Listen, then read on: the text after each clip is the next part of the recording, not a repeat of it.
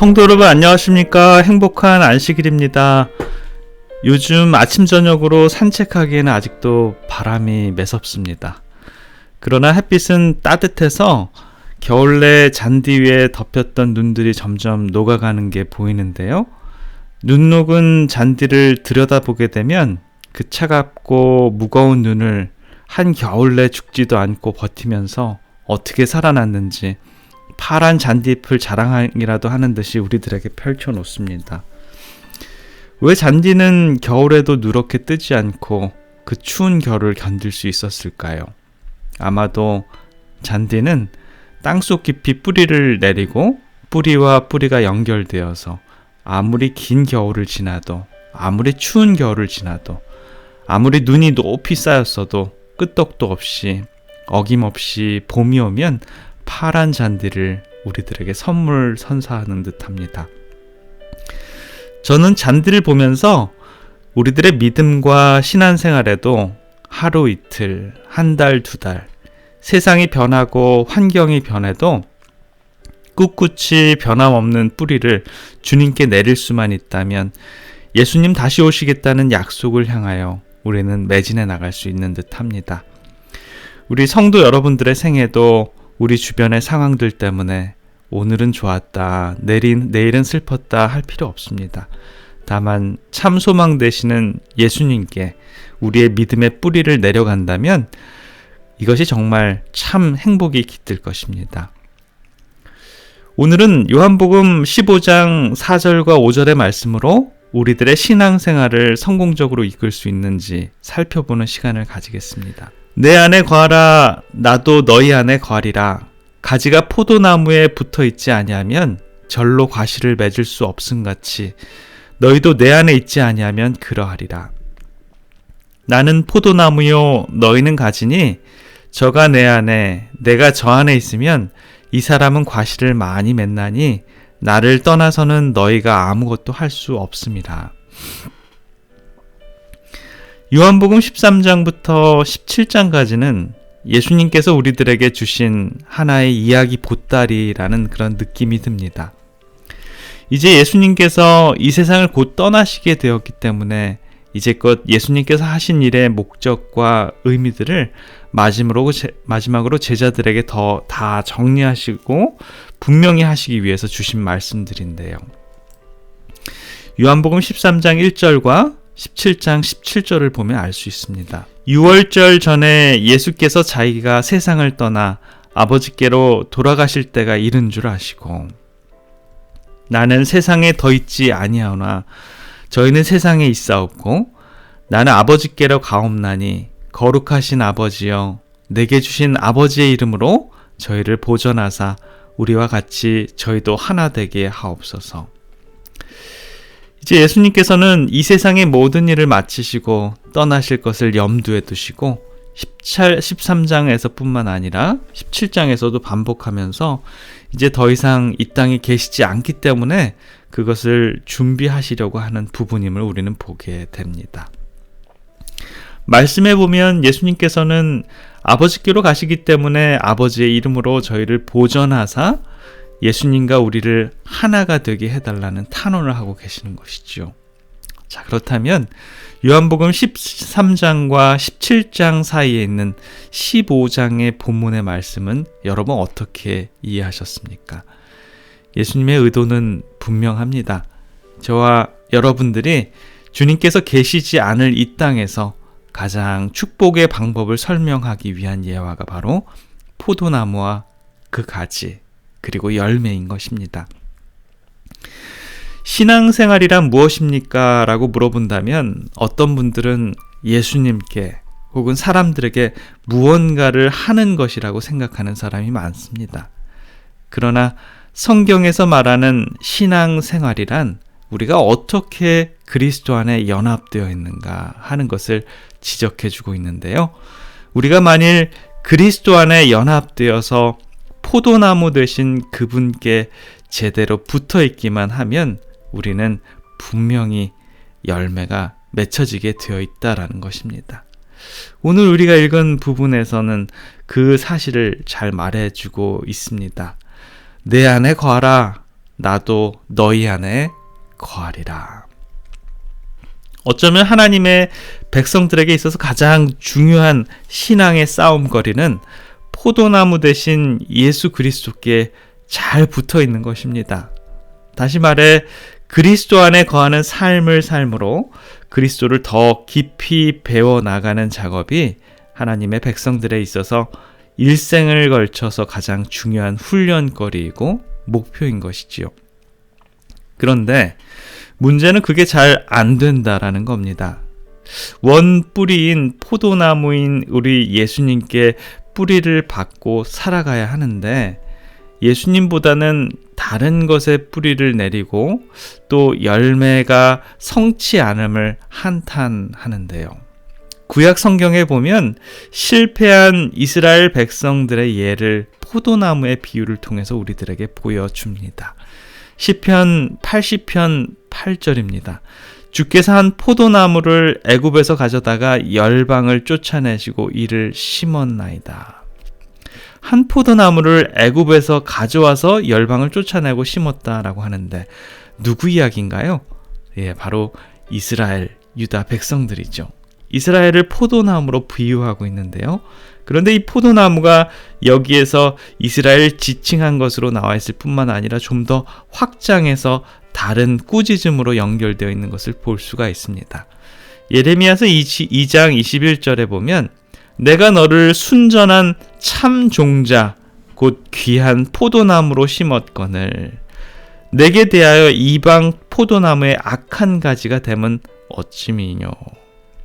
이스라엘을 포도나무로 비유하면서 참 종자를 심었는데 다른 나무와 다른 종자가 되었다라는 이야기입니다.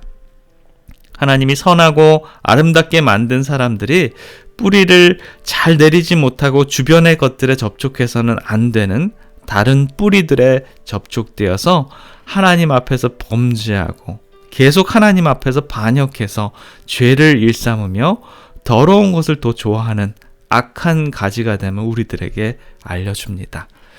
호세아서 10장 1절을 볼까요? 이스라엘은 열매 맺는 무성한 포도나무라. 다시 말하면 이스라엘은 자기를 위하여 열매 맺는 빈 포도나무라.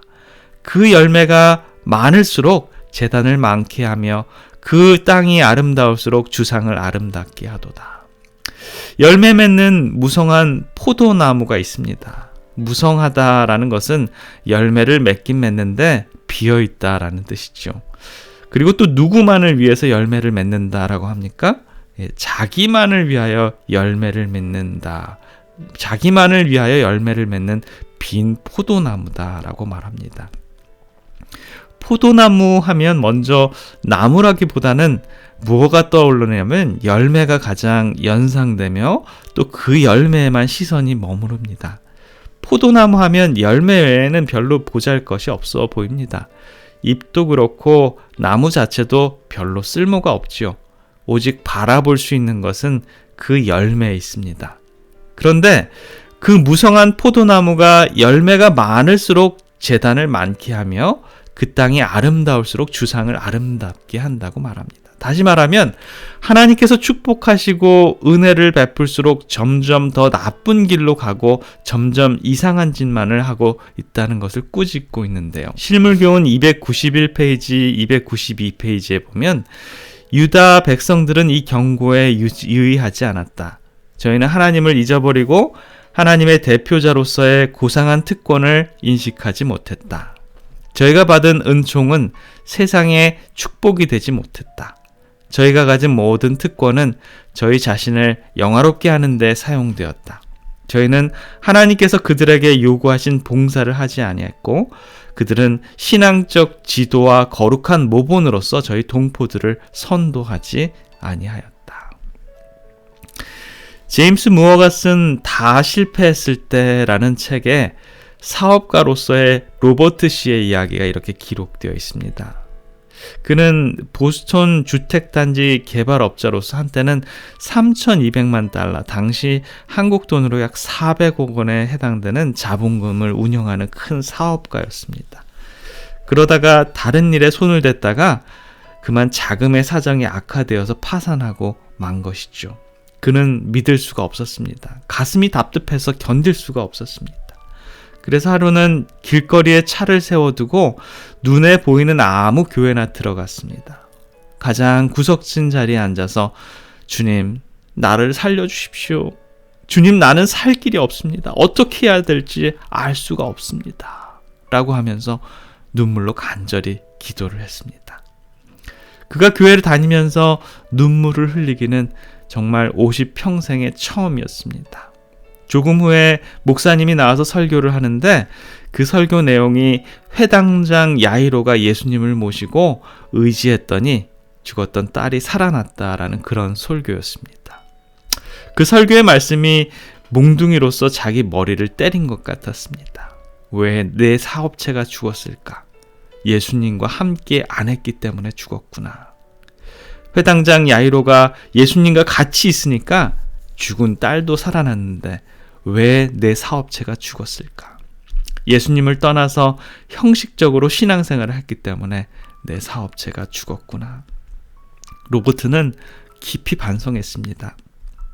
그는 설교를 들으며 자신의 문제가 무엇인지 깨달았습니다. 그의 문제는 자금도 아니고 은행 대출도 아니었습니다. 바로 자신이 가지로서 포도나무에 붙어있지 못했던 것입니다. 그는 앞으로 포도나무이신 주님만을 의지하고 살 것을 결단하고 결코 교회를 떠나지 아니하고 마음으로 주님을 믿고 순종하고 기도하고 성령 충만하기로 다짐을 했습니다. 그렇게 신앙생활을 한 후 정말 신기하게도 그의 사업이 잘 풀려 직원이 50명이나 고용할 정도로 성장하게 되었습니다.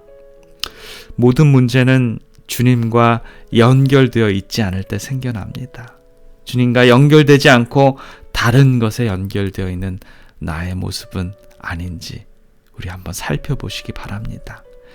이사야 5장 3절부터 7절에 있는 말씀에는 주님과 연결되지 않은 백성을 바라보는 하나님의 마음을 아주 잘 묘사한 것을 우리는 볼 수 있습니다.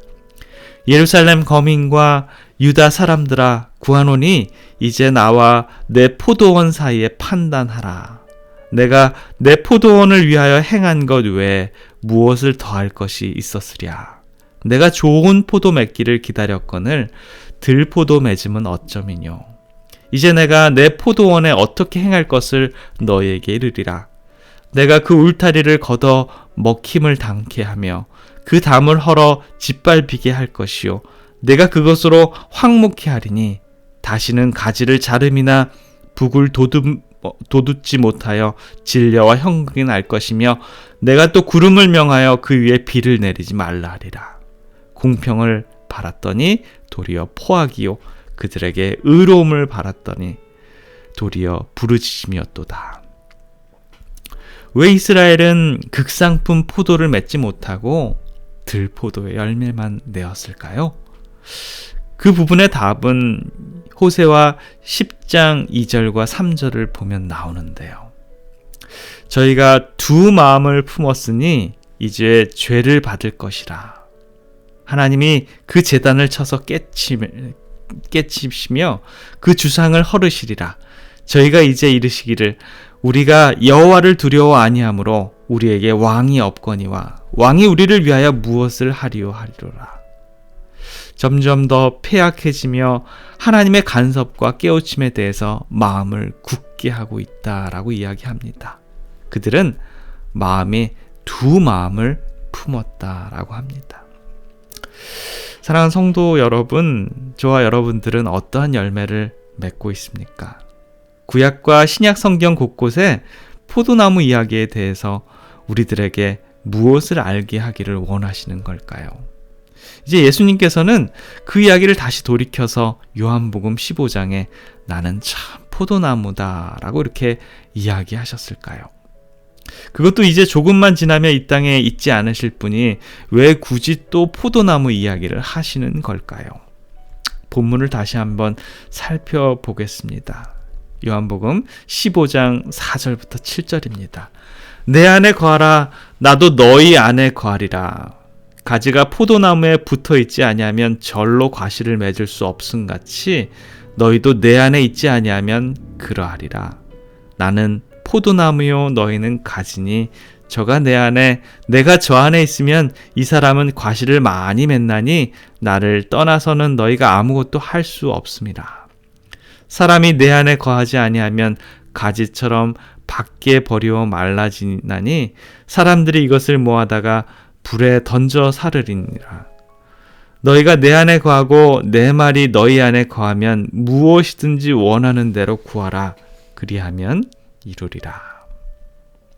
포도나무가 그 열매를 맺음과 같이 우리는 주님과 하나 되었을 때 우리는 우리의 소원 안에서 생명의 열매들을 소유하게 될 것입니다.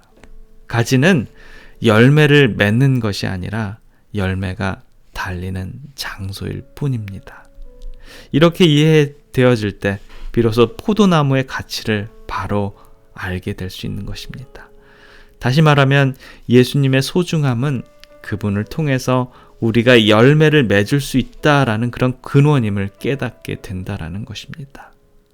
저와 여러분들은 포도나무가 아니라 포도나무에 달려있는 가지입니다. 예수님께서는 저와 여러분들을 통해서 그 열매가 우리들에게 달리기를 원하는 것이죠. 그런데 포도나무란 참 신기하게도 열매 외에는 그 무엇으로도 쓸모가 없어 보입니다. 포도나무는 그 자체를 지팡이로도 못 만듭니다. 그런데 포도만큼 그 풍성함을 잘 나타내는 열매도 없다라는 것이죠. 그 포도나무가 붙어 있는 것 때문에 포도나무만큼 풍성함을 잘 설명한 나무도 없습니다. 그래서 가나안 땅을 정탐하고 돌아올 때 두 사람이 이 큰 포도송이를 따가지고 왔던 것을 우리들에게 알려줍니다. 포도나무는 열매가 없으면 아무 쓸모가 없는 나무인 것이 사실입니다. 그런데 그 열매가 가진 저와 여러분들을 통해서 맺혀진다라는 것입니다. 어떻게 해요? 우리가 주님께만 잘 붙어 있기만 하면 그렇게 된다라는 것이죠. 미국의 아주 유명한 이 토레이 목사님이라는 분이 간증을 했는데요. 어느 날 그의 딸이 병들어 죽었습니다. 그는 슬픔에 눌렸고요.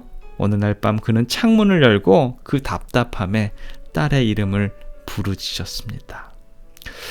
마음이 아픔을 누릴 길이 없었던 것이었죠. 그런데 참 이상한 일이 일어났습니다. 마음속 깊은 곳에 딸을 잃은 슬픔뿐만 아니라 또 다른 것이 있다라는 것을 느끼게 됩니다. 하나님을 인한 기쁨이었죠. 그는 눈물을 흘리면 딸의 이름을 불렀지만 그 마음속에서 더 강하게 기쁨이 압도되었습니다. 그는 곧 슬픔을 극복하고 다시 일어났고요. 그리고 더욱 강하게 복음을 위해서 나아갔습니다. 그 신비한 힘, 그것의 근원은 무엇일까요? 그것이 바로 오늘 우리가 누리고자 하는 것입니다. 강하고 신비한 힘, 그리고 그 힘에 의해서 자연스럽게 일어나는 아름다운 삶. 그것이 바로 하나님의 백성들에게만 있는 아름다운 열매입니다. 이 열매가 있으려면 반드시 이 생명의 근원인 하나님에게 우리는 붙어 있어야 합니다. 우리의 상황이 너무나 힘들고 괴롭고 아프고 두려울지라도 우리의 믿음의 뿌리가 하나님께 붙어 있다고 하면 우리의 그 근원적인 뿌리의 마음 속에서 나오는 것이 바로 하나님의 기쁨이다라는 것입니다. 요한복음 17장 21절에 그 결정적인 결론이 나오는데요. 아버지께서 내 안에 내가 아버지 안에 있는 것 같이 저희도 다 하나가 되어 우리 안에 있게 하사 세상으로 아버지께서 나를 보내신 것을 믿게 하옵소서. 예수님께서 이 땅에 오신 이유와 목적을 가장 잘 설명해 주는 말씀입니다. 우리가 마침내 하나님과 하나 됨으로써 주님께서 이 땅에 오신 목적을 성취하게 되는 것입니다. 다시 말하면 주님과 하나됨을 경험을 통해서 우리는 주님을 더욱더 믿고 신뢰할 수 있다는 것입니다.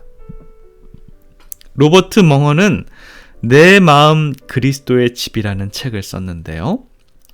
저자는 날마다 새벽에 예수님을 만나겠다고 약속을 했습니다. 그런데 바쁜 삶 가운데서 약속을 잊어버립니다. 어느 날 응접실 앞을 지나다 문이 열려 있는 것을 보고 주님과의 약속이 생각났습니다. 주님께서 자신을 기다리신다는 생각에 문을 열고 들어가서 묻습니다. 주님, 새벽마다 기다리고 계셨습니까? 그때 음성이 들려옵니다. 너는 내가 필요해서 나를 찾는 줄만 알았느냐? 나에게 너를 만나는 일은 무엇보다도 중요하단다. 그 순간 멍어는 예수님을 마음에 모셔들었습니다. 그 후 이렇게 간증했습니다. 저는 그분과 친해지기 위해서 제 마음의 집을 보여드렸습니다. 그러자 그분은 지저분한 서재를 깨끗이 치워주셨습니다. 정말 이 세상에 재밌고 아주 훌륭한 그 책으로 담겨있는 그 모든 것들이 다 보잘것없는 것으로 그분은 새롭게 하나님의 말씀으로 채워주셨습니다. 욕구를 채우던 나의 주방을 이 세상의 모든 욕구 대신에 그분께서는 하늘의 양식으로 채워주셨습니다. 거실에서 이 세상의 볼거리와 들을거리로 가득했었지만 그분께서는 그분과 나와의 대화하는 장소로 만들어주셨습니다. 내 작업실에는 세상에 대한 헛된 허영으로 가득 차 있었지만 그분께서는 당신의 손길이 드디어 나에게 드러나게 해주셨습니다. 주님이 주시는 기쁨과 행복이 있게 되었습니다. 제 마음이 너무나 기뻤습니다. 그러나 그것으로는 부족했습니다. 저는 그분과 만나면 만날수록 그분에 대한 갈급을 느꼈고 결국 저의 모든 것을 그분께 맡기기로 결심했습니다. 그날 그분은 나의 삶을 받으시고 나의 주인이 되셨습니다. 영원토록 나는 그분의 것이요 그분은 나의 것입니다. 사랑하는 성도 여러분, 우리가 수년 동안 또 수십 년 동안 평생 동안 신앙생활을 했어도 변하지 않는다면 그 이유가 무엇일까요? 마음속에 예수님을 주인으로 모시지 않았기 때문입니다. 입으로는 예수를 주라고 고백하지만 주님을 모시지 않을 뿐 아니라 주님이 심령 속에 계시다는 것도 깨닫지 못했기 때문입니다. 우리는 우리들의 마음을 그리스도께서 사는 집으로 만들어야 합니다. 내 마음속의 집을 한번 그려봅니다. 내 마음의 집, 구석구석은 어떻습니까? 온전히 주님께 드려지고 계십니까? 진정으로 섬기고 사랑하며 그분을 위해서 나는 얼마만큼 노력하고 있으십니까? 내 마음속에 모셔놓고 어쩌면 나만 누리는 그 기쁨에 즐거워하지는 않는지요. 내 마음속에 계시는 우리 주님과 함께 즐거워한다면 우리 마음은 얼마나 기쁠까요? 마음 한 모퉁이에 붙어 다니는 나도 모르는 이 세상적인 불안함과 염려들, 그리고 때에 따라 담대하지 못했던 나였는데 주님께서 내 마음에 들어오셔서 위로하시며 평안했을 때 우리는 얼마나 우리 삶이 기쁘고 즐겁고 평안을 누리겠습니까? 내 마음에 들어오신 주님께서 내 마음집을 아름답게 꾸며주시기를 간절히 기원합니다. 우리가 영원토록 축복받는 하늘나라에 산다라는 것, 정말 상상만 해도 너무 기쁩니다. 황금 보석으로 꾸민 12대문을 들어서는 것도 다 부수적인 축복들이죠. 우리들에게 1차적으로 중요한 약속과 축복은 하나님 아버지를 만나며 예수님을 만나서 그분과 함께 영원토록 산다라는 것입니다. 1517년 마르틴 루터는 비텐베르크 교회 문에 95개조의 이 반박문을 붙였습니다. 그 당시 이 개혁 선언문을 붙이고 카톨릭 교회에 대해서 중교 개혁을 선포한 것이죠. 당시 일개 수도사였던 그가 기독교 역사를 방향을 바꾸는 위대한 혁명을 시작한 것이죠. 후에 그는 이를 추진할 수 있도록 이 원동력이 있었는데 그것이 바로 기도였다라고 이렇게 말을 합니다. 만약 내가 새벽에 2시간 이상을 기도하지 않았다면 그날의 승리는 마귀에게 돌아갔을 것이다. 나에게는 너무나 할 일이 많았다. 그러나 날마다 2시간 이상의 기도하는 것보다 더 중요한 일은 없었다. 기도가 모든 일을 지탱해 나가는 힘이 되었기 때문이다. 루터는 가지가 포도나무에 붙어 있기 위해서는 무엇보다도 기도가 필요하다는 것을 알았습니다. 우리의 영적인 생애에도 매일 새벽 기도하며 주님과 하나가 되는 경험이 바로 하나님의 백성들의 능력의 시간이 되는 것입니다. 우리는 가지로서 포도나무 대신 주님께 붙어 있으려면 그 기도가 정말 중요하다라는 것입니다. 하나님께서는 기도하는 사람을 통해서 열매를 맺으실 것입니다. 사랑하는 성도 여러분, 이제 우리들의 신앙을 한번 점검해 보시기 바랍니다. 우리들의 기도 제목에 하나님의 사랑과 그 교제에 따르는 평안과 만족, 그리고 기쁨이 있기를 간구히 할 것입니다. 그래서 주님께서 내 안에 계시고 나와 동행하심으로 내 모든 삶의 보호를 받고 그 사랑으로 충만하기를 바라면서 말씀을 줄이겠습니다. 기도하겠습니다. 사랑의 아버지 하나님, 나는 포도나무요 너희는 가지니 저가 내 안에 내가 저 안에 있으면 이 사람은 과실을 많이 맺나니 나를 떠나서는 저희가 아무것도 할 수 없습니다. 우리는 아무것도 아님을 아직도 인정하지 못하고 내 스스로 열매를 맺으려고 하는 어리석은 영적인 삶을 살아가고 있진 않은지 한번 다시 생각해 봅니다. 그러면 그럴수록 더욱더 들포도의 열매를 맺는다라는 사실을 우리는 아직도 망각하면서 삽니다. 내 스스로 내린 결정 때문에 스스로 염려하고 방황하고 슬퍼하고 괴로워하는 그러한 인생은 아닌지요. 아버지, 주님께서 포도나무 가지가 원뿌리에만 잘 붙어 있으면 극상품의 열매를 맺는다라고 하셨습니다. 우리 원뿌리인 우리 주님께 붙어 있지 않고 다른 뿌리에 달려 있으므로 주님 원하시지 않는 열매를 맺고 살지는 않는지요. 아버지, 주님께 기도함으로 늘 주님과 연결된 우리들의 삶이 되길 간절히 기원합니다. 주님, 저희들과 동행해 주시고 저희들과 함께 하여 주시옵소서. 이 안식일 주님과 연결되어 귀한 생애로 인도해 주시옵기를 사랑의 우리 구주 예수 그리스도 이름으로 간절히 기도드립니다.